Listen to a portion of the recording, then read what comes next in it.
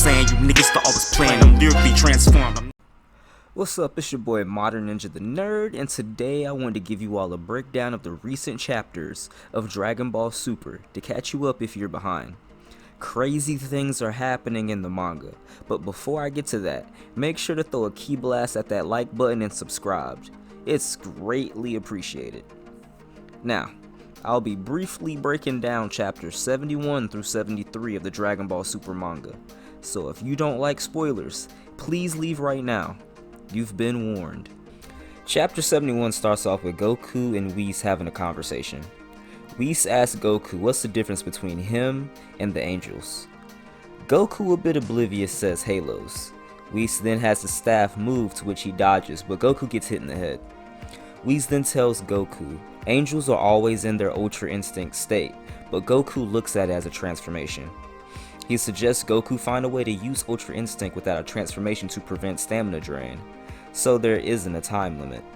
Personally, I feel this is exactly what Goku needs in order to finish off villains. Him losing his form or not being able to use it has hurt him in the past. Whis then suggested that Goku save his mastered Ultra Instinct form as a last resort. Whis then urges that Goku and Vegeta train hard and grow stronger every day. Whis noticed something strange had happened in their universe and wanted them to be ready for the new possible threat. Meanwhile, Granola went back to Planet Cereal since he couldn't leave until he himself figured out Frieza's location. He decided to wait for Elec to give word so he could enact the next part of his plan. Meanwhile, Elec tells his siblings to pay Master Zuno a visit to figure out where Goku and Vegeta are on Earth and what their weaknesses are, along with other questions that are undisclosed. After his siblings leave, Elec is left with Gas. Gas doesn't understand why Elec would go so far just for Granola, but Elec says he has to because he is the greatest warrior. They can't afford to be sloppy. Oil and Maki finally arrive to Lord Zuno, and it's actually a funny exchange where Maki actually ends up kissing Zuno in the cheek to gain 10 questions he can answer for them. Maki's a bit embarrassed and asks Oil for Elec's notes so they can begin the process. Time passed, and Goku along with Vegeta trained hard in their respective ways. After finding out their weaknesses, Oil and Maki made their way to Earth to find them. Oil and Maki managed to get a hold of Chi-Chi and Bulma so they could call Whis. Maki explained that they were plagued by a villain who claimed to be the strongest in the universe, and would pay Goku and Vegeta for it. Hyped by the sound of a new powerful opponent, Goku and Vegeta accept it. Goku begins to brag about his training, which upsets Beerus. He then throws his golden earring at Vegeta.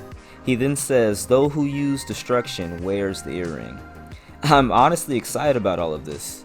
If this is the case, that means Vegeta has mastered Hakai, which is pretty dope.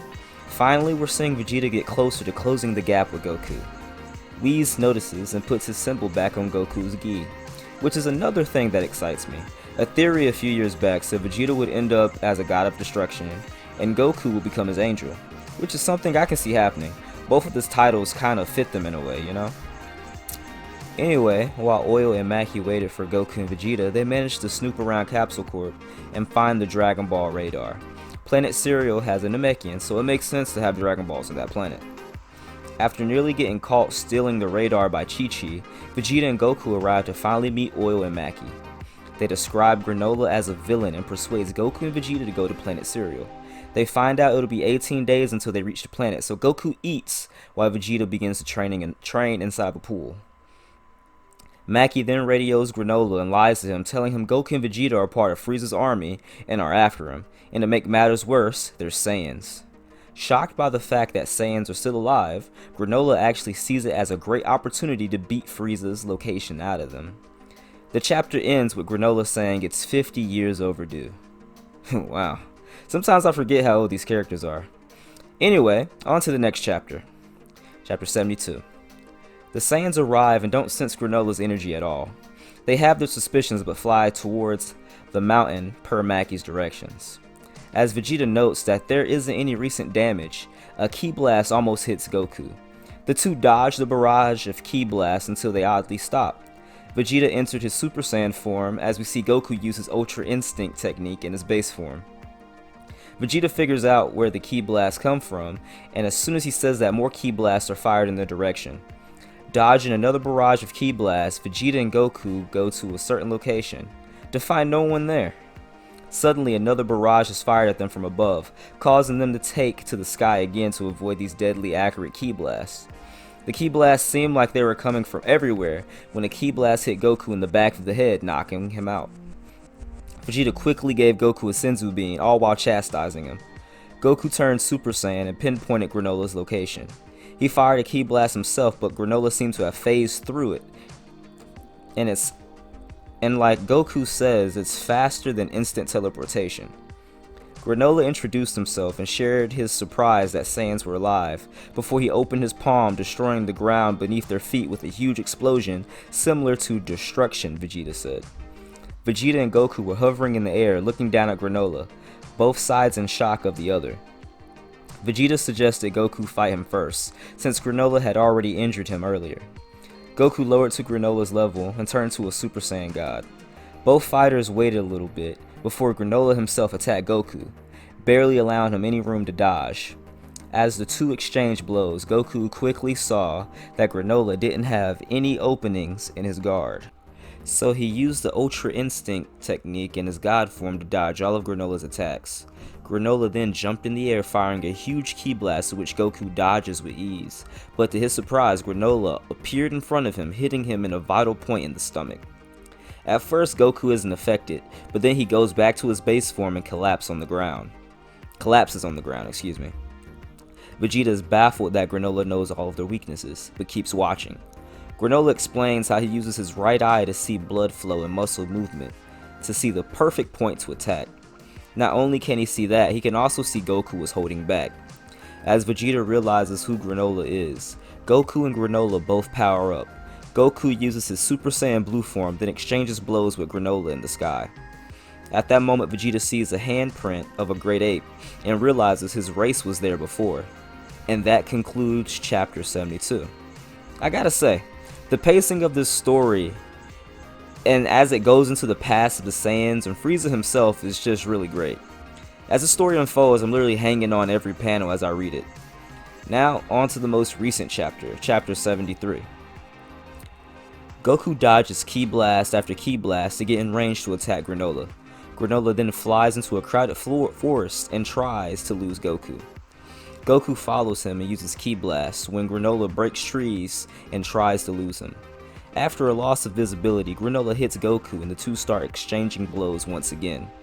After Granola lands another blow, Goku uses his Ultra Instinct technique in his Super Saiyan Blue form. Granola notices and says Ultra Instinct won't work. There's no way he could possibly cover up his weak points. But Goku says Super Saiyan Blue with Ultra Instinct is a lot different. This time, with the power of Ultra Instinct, Goku is dodging all of Granola's attacks and ki blasts with ease once again, until he sees an opening to hit him with his Kamehameha. Unfortunately, as he's about to hit Granola with his Kamehameha, Granola also sees an opening in Goku's neck, and attacks him as Goku uses his Kamehameha. Once again, Goku is injured and goes back to his base form. But Granola has also taken a bit of damage. Getting up, Granola says no matter how strong or how good his evasion skills are, they won't help him. He said the Saiyan line ends here by his hand, before aiming his hands at the ground, causing a volcano-like attack to hit Goku, propelling him upwards into the sky. Using instant transmission, Goku appeared beside Vegeta for a quick rest. Goku wonders why Vegeta is in the ruins, so Vegeta explains to Goku why and how the Saiyans erased the Ceruleans. Their right eye made them terrific snipers, and Frieza ordered soldiers to wipe them out. Goku now understands why Granola is so angry, and pulls out his last trump card, Mastered Ultra Instinct. To Granola's surprise, he can't see any weak points in Goku. Goku tells him it's the perfected Ultra Instinct, but it drains his stamina, so he can't hold it long, so he has to end the battle early.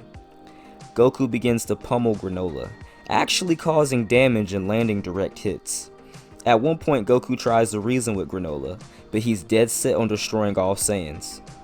Sighing, Goku decides to end the battle, and hits Granola with a killer combo where he punches the air, but the effect of the punch hits Granola head on.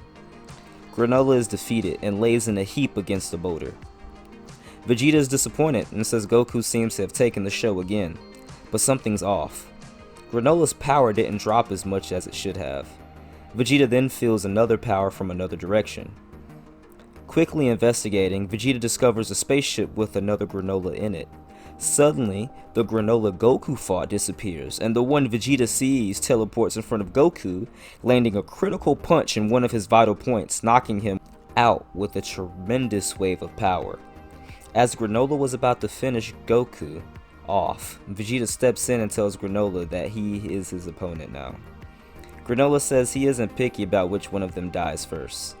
Vegeta then says if he's so bent on killing all Saiyans, he has to be the one to put him in the dirt. The tribe that's about to go extinct is the Ceruleans. I actually love the last shot in the manga because Vegeta's new bling is shining, you know what I'm saying? His new God of Destruction earring. So you know his training with Beerus will show off some badass things. I know a few spoilers of the newest chapter have already been previewed in Japanese, so I'm gassed for the release and I'll definitely talk about it when it's finally out. But for now, do you guys think Vegeta will be the first to give Granola an L or something like that? Or do you think he'll get dogged by Granola? Either way, I feel he might be stronger than Goku, considering this Granola is the real one and not a clone with fraction of the power. Anyway, tell me what you guys think in the comments. It's been your boy Modern Ninja the Nerd. Peace.